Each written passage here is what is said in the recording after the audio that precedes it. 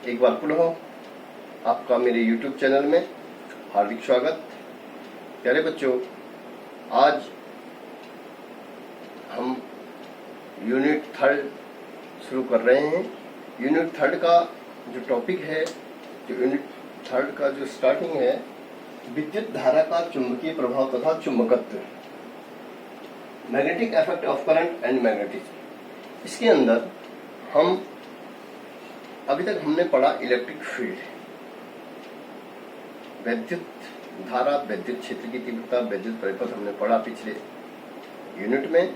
अभी हम पढ़ रहे हैं विद्युत धारा का चुंबकीय प्रभाव। एक वैज्ञानिक थे ऑरस्टेड ने कहा कि जब किसी चालक में धारा प्रवाहित की जाती है तो चालक के चारों ओर एक चुंबकीय क्षेत्र उत्पन्न हो जाता है। प्रयोगों के आधार पर उन्होंने बताया था।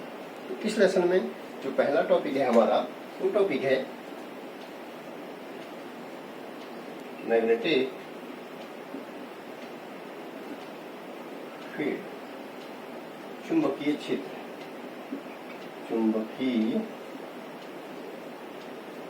क्षेत्र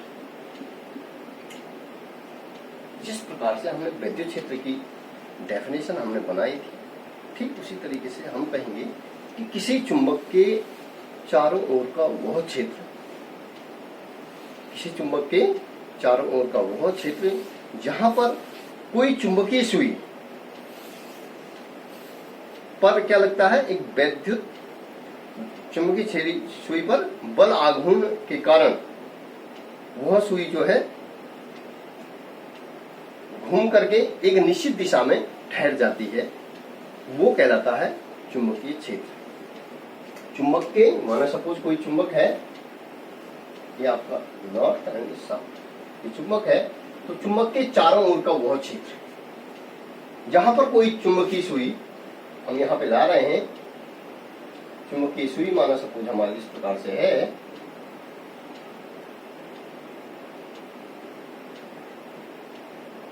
तो वो चुंबकीय सुई क्या हो रही है, उस पर एक बल आघूर्ण काम कर रहा है। वो चुंबकीय सुई घूम रही है, घूमने के फलस्वरूप वह एक निश्चित दिशा में आ जा रही है, नॉर्थ एंड साउथ। वो कहलाता है चुंबकीय क्षेत्र। चुंबक के चारों ओर का वह क्षेत्र जहां पर कोई चुंबकीय सुई पर बल आघूर्ण के कारण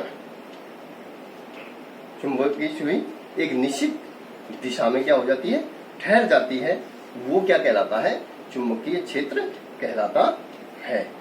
अब हम कहते हैं कि यदि कोई चुंबकीय सुई चुंबकीय क्षेत्र के किसी बिंदु पर, चुंबकीय क्षेत्र के किसी बिंदु पर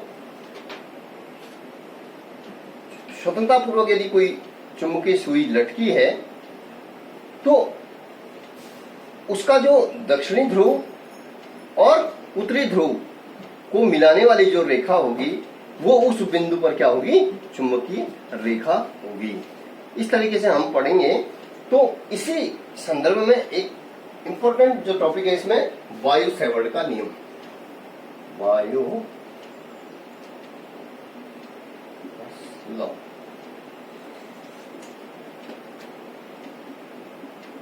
वायु सेवर्ड का नियम। वायु सेवर्ड का नियम। मैंने कहा कि ऑरस्टेड जो वैज्ञानिक थे, ऑरस्टेड ने अपने प्रयोगों के आधार पर सिद्ध किया कि किसी धारावाही चालक के चारों ओर एक चुंबकीय क्षेत्र उत्पन्न होता है। तो हम क्या करते हैं, वायु सेवर्ड ने क्या कहा, वायु सेवर्ड ने भी प्रयोगों के आधार पर उसी तथ्य को आगे बढ़ाया। वायु सेवर्ड ने कहा कि जब किसी धारावाही चालक, माना कोई सपोज धारावाही चालक हमारे पास ए और बी है, कोई धारावाही चालक ए बी है।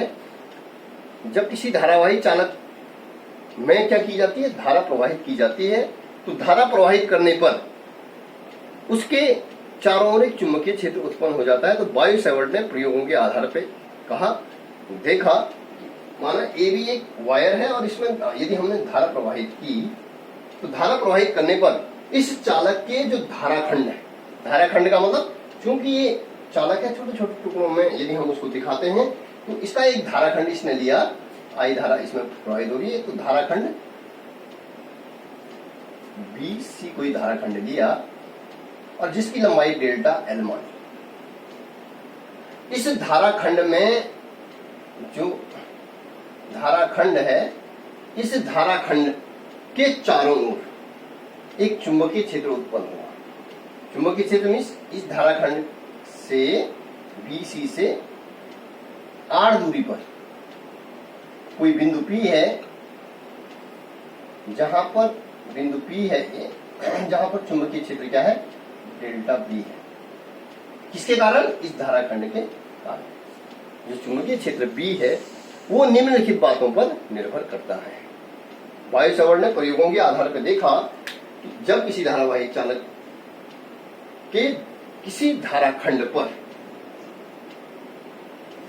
धाराखंड के से R दूरी पर कोई बिंदु P है, इस बिंदु P पर जो चुंबकीय क्षेत्र, बिंदु P के कारण जो चुंबकीय क्षेत्र है, इस चुंबकीय क्षेत्र निम्नलिखित बातों पर निर्भर करता है।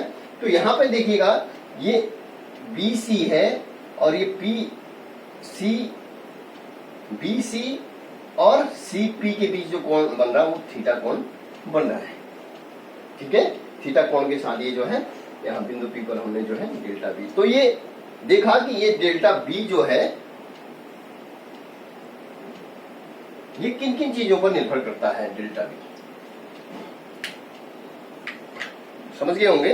बायो सावर्ट ने कहा कि जब किसी धारावाही चालक तार के किसी धाराखंड पे धारा प्रवाहित करने पर उसके किसी बिंदु पर, धाराखंड के किसी बिंदु P पर, जिसकी दूरी क्या है, R दूरी पर कोई बिंदु P है, जहां पर चुंबकीय क्षेत्र निम्नलिखित बातों पर निर्भर करता है। तो सबसे पहले चुंबकीय क्षेत्र किस पर निर्भर करता है? पहला है चुंबकीय क्षेत्र निर्भर करता है delta B is proportional to I के। जो चुंबकीय क्षेत्रफल है वो किस पर निर्भर करता है? उस धाराखंड जो डेल्टा L है, क्योंकि आपको पता है धारा क्या है, अदिश राशि है, लेकिन जो धाराखंड है वो एक निश्चित दिशा को दिखा रहा है। यहाँ पे इसमें जो है जो धारा बह रही है इस धाराखंड में, ये आपकी सदिश राशि होगी। तो जो धाराखंड है वो धाराखंड में बहने वाली धारा डेल्टा B किस पर निर्भर करता है? उस धाराखंड में प्रवाहित होने वाली धारा के अनुक्रमानुपाती होता है। तो हम कह सकते हैं delta B proportional to I। Number 1। दूसरा होता है कि जो धाराखंड हमने लिया, क्योंकि टोटल लंबाई मानो सपोज धाराखंड धारावाही चालक की L है, इसमें हमने जो धाराखंड लिया उसकी लंबाई है डेल्टा L। तो जो चुंबकीय क्षेत्र है, ये जो बिंदु C से R दूरी पर कोई बिंदु P है, जहां पर हम चुंबकीय क्षेत्र ले रहे हैं डेल्टा B, वो निर्भर करता है किसके? उसकी लंबाई के अनुक्रमानुपाती होगा, डेल्टा L के अनुक्रमानुपाती। Delta B proportional to delta I के, डेल्टा L के। तीसरी चीज हम देखेंगे कि तीसरी चीज क्या होती है कि जो डेल्टा B है, डेल्टा B बिंदु P पर जो जहां पर हम चुंबकीय क्षेत्र निकाले डेल्टा B, वो B और C और P के बीच बना जो कोण है उस कोण के अनुक्रमानुपाती होता है। जो डेल्टा B है, तीसरी चीज है delta B is proportional to sine theta, ज्या के अनुक्रमानुपाती होता है।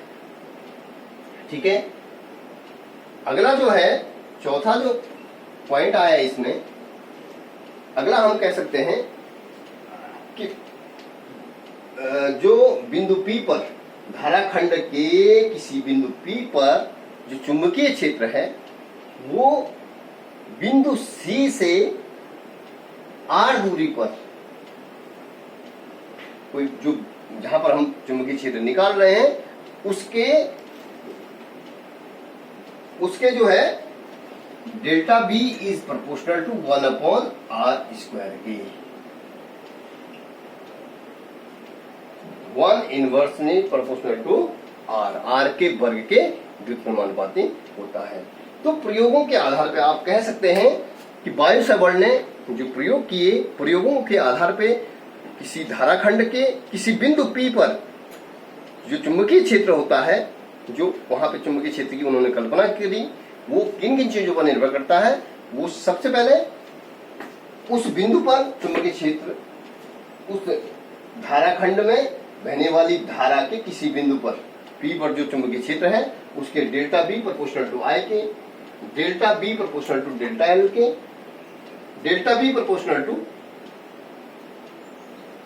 उन धाराखंड और बिंदु से P की जो दूरी है उसके बीच के कोण के अनुकूलमानुपाती होता है। चौथा है आपका delta B proportional to 1/r²। जो चुंबकीय क्षेत्र है वो बिंदु से r दूरी के इनवर्सली प्रोपोर्शनल टू उसके जो है 1/r² के होता है। तो फाइनली जो कह सकते हैं, यदि हम एक चीज और सोचते हैं, यदि इसके बीच कोई माध्यम है, धाराखंड और बिंदु P है, यदि यहाँ पर कोई माध्यम है तो हम इसको लिख सकते हैं, फाइनली हम कह सकते हैं delta B proportional to I delta L sine theta बटे r²। यदि हम कह रहे हैं, यदि क्या है कि धाराखंड और जिस बिंदु पर, ठीक है, फाइनली हम कह सकते हैं आई डेल्टा एल साइन थीटा बटे r², ये प्रोपोर्शनल हो जाएगा म्यू बटे r²। इसलिए जो है delta B is equal to हो जाएगा, अगला जो टॉपिक हमारे पास आ जाएगा, अगला जो पॉइंट आएगा, delta B is equal to mu बटे r² I delta L sine theta बटे r²।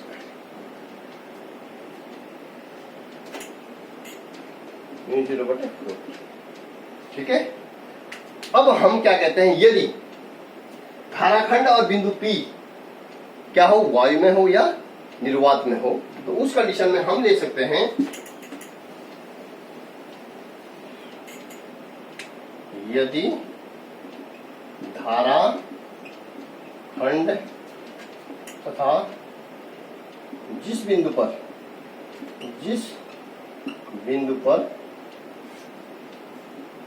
चुंबकीय क्षेत्र ज्ञात करना है,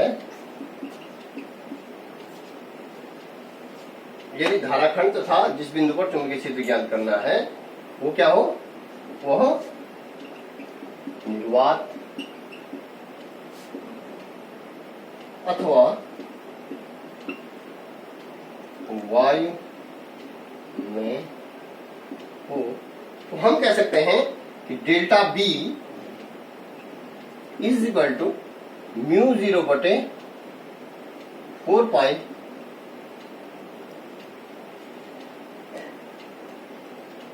आई डेल्टा एल साइन थीटा बटे r²। अब देखिएगा, हमने कहा यदि धाराखंड और बिंदु P के बीच माध्यम है, तब हम उसको क्या कहें, म्यू बटे 4 पाई, जो हमारा ये जो है ये जो नियतांक आया, वो नियतांक आया म्यू बटे 4 पाई। तो म्यू क्या है, माध्यम में चुंबकीयशीलता, और म्यू 0 क्या हो गया, निर्वात में चुंबकीयशीलता। जो म्यू 0 है वो क्या हो जाएगी, निर्वात में चुंबकीयशीलता। इसको हम कहेंगे म्यू 0 को निर्वात में चुंबकीयशीलता, निर्वात में चुंबकीयशीलता। ठीक है।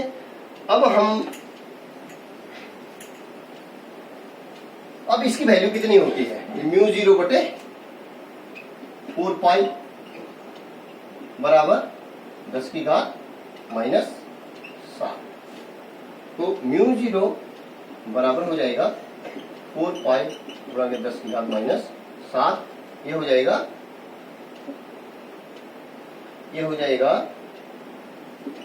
न्यूटन प्रति एम्पियर